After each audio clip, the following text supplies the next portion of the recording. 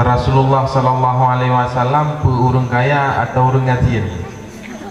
Karena ada dengar-dengar dalam sejarah Rasulullah letak dengan sedekah dan kurban tiap-tiap tahun. Bahkan di tahun terakhir Rasulullah berkurban sebanyak 100 unta. Pertama kaya hati, kaya jiwa. Rasulullah nak dagang hati awal. Dagang, mana get lagu? Khadijah saudara.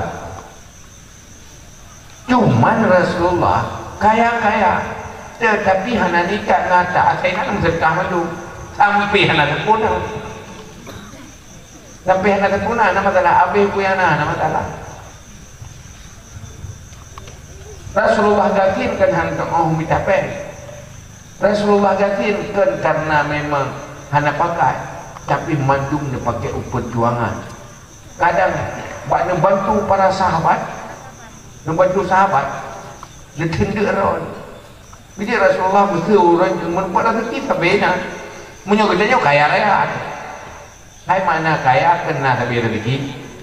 Cuman Rasulullah harta yang memilikinya neinfak menu. Menyoba ditubik di rumah nerempak harta, nerempak rezeki.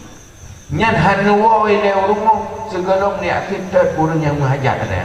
Hana pun rumah.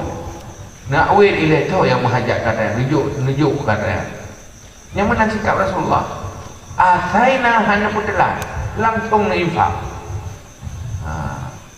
Hana wae le rumah munyo harta yang merupak barak di luar rumahnya, golong nak infak ke jalan kebaikan. Mana Rasulullah? Sejarah Rasulullah hana pun ada, nah.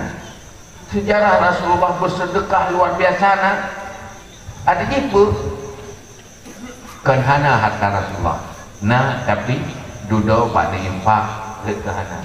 Wadena lo ni infak lo. Jadi mandua ceritanya betul.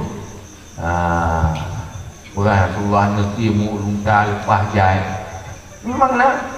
Tapi nak infak, tiga dah ada infak lo. Punya masa muda Nabi dagang.